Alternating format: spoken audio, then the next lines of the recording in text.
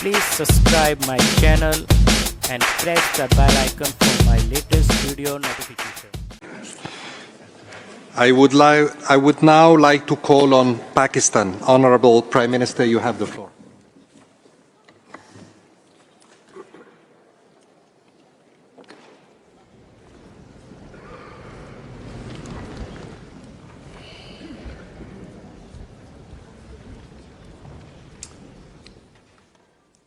I'm honored today to co-convene the first global refugee forum with the leaders of Turkey, Ethiopia, Germany, and Costa Rica. I thank especially the government of Switzerland and the UNHCR for hosting the forum. I commend Secretary General and High Commissioner Grandi for the strong advocacy of the refugee causes. But I want to especially pay a tribute to President Erdogan of Turkey and the people of Turkey for hosting the largest refugee population. Excellencies, ladies and gentlemen, I want to speak about Pakistan. Pakistan was born out of the biggest refugee problem in the history of mankind. And we were inspired by the Prophet Muhammad sallallahu alaihi wasallam, who was a refugee. I'm very proud to say that Pakistan hosted at 1.4 million refugees. And still, after 40 years, Pakistan still has 1.4 million registered refugees. And overall, the Afghans in Pakistan number 3 million.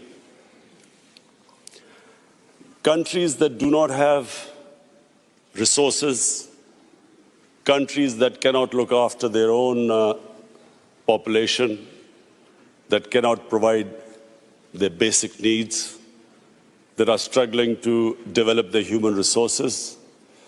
For them, a large refugee population causes problems which cannot be imagined by the richer countries. I see the European countries struggling with the refugee problems. I see the emergence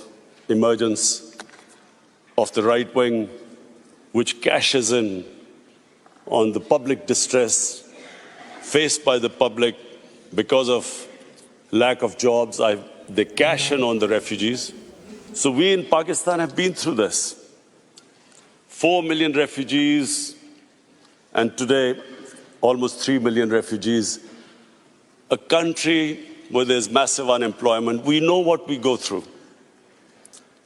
As a Prime Minister, I can tell you that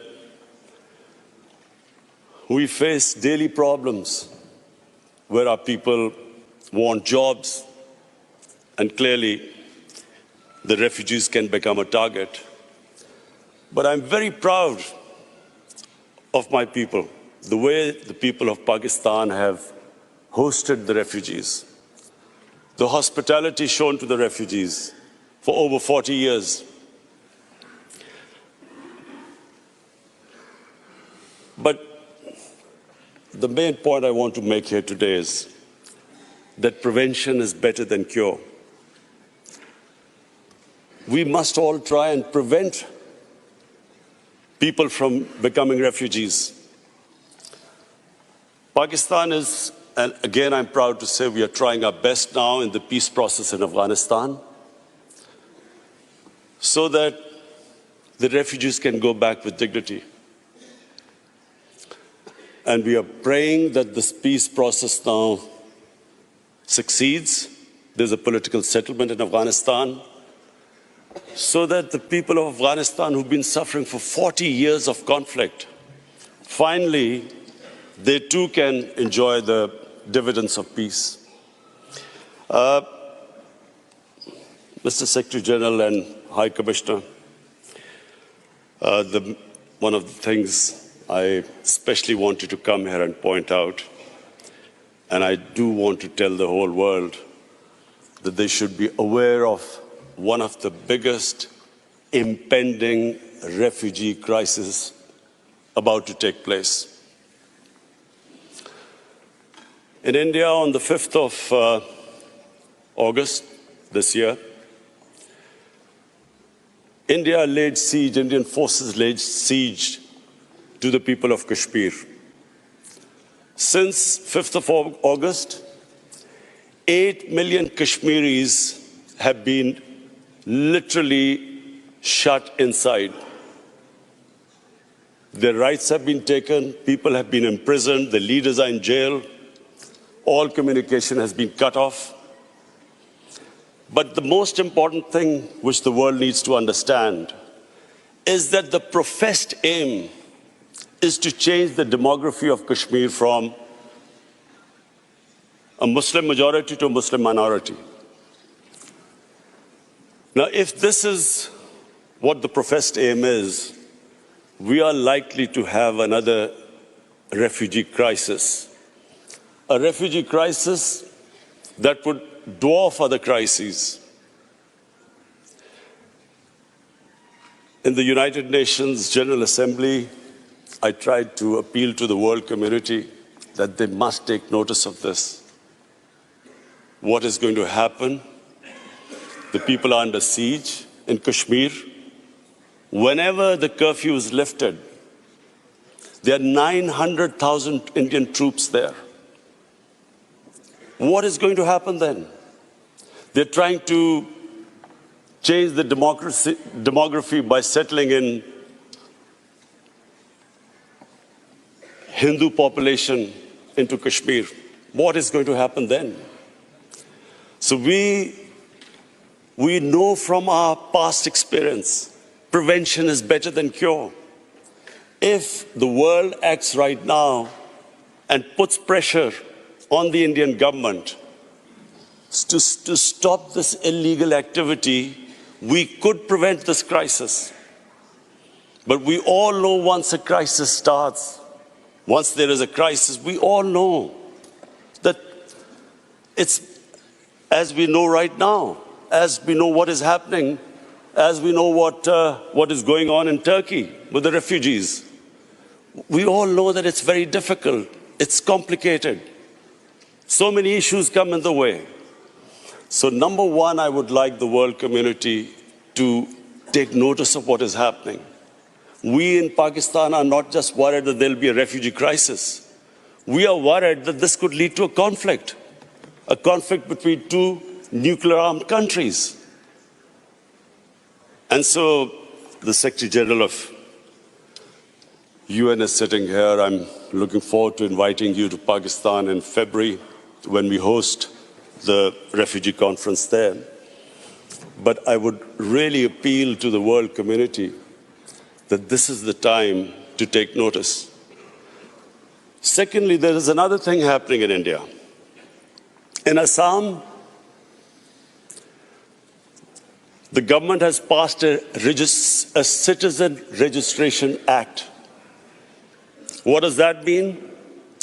That means that every citizen has to prove their citizenship. This is what happened in Myanmar. Before the ethnic cleansing of Muslims started there, they were all supposed to first prove their citizenship. This is what is happening in Assam.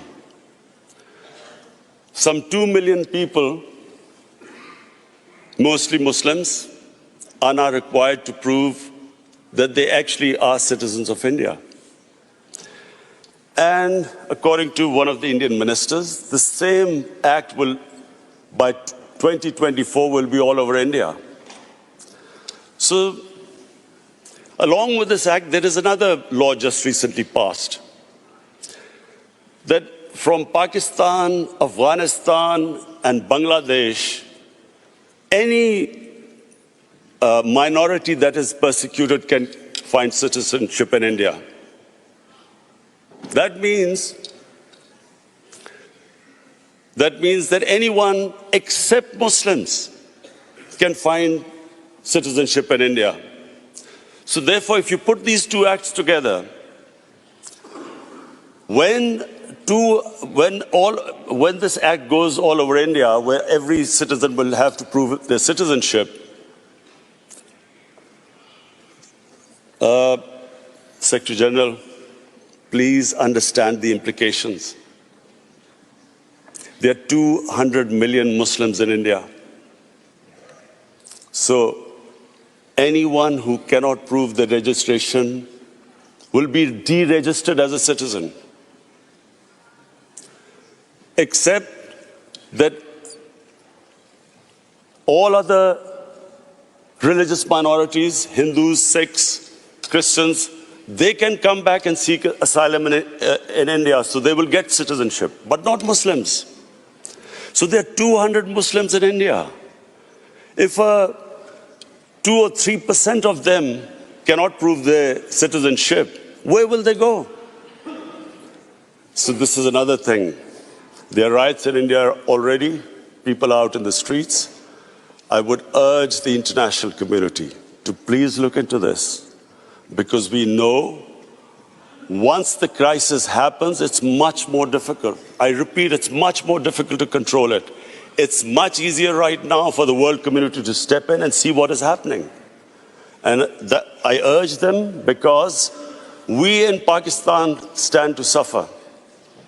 As it is a country that is hosting 3 million refugees, a country which is trying to develop its own human beings, provide them the basic necessities, our country will not be able to accommodate more refugees. So I especially came here, Mr. Secretary General and High Commissioner, I especially came here that this is the time for the world community to take notice. What is happening next door can have consequences, can have an impact on the refugee population of the world, which is unprecedented. Thank you.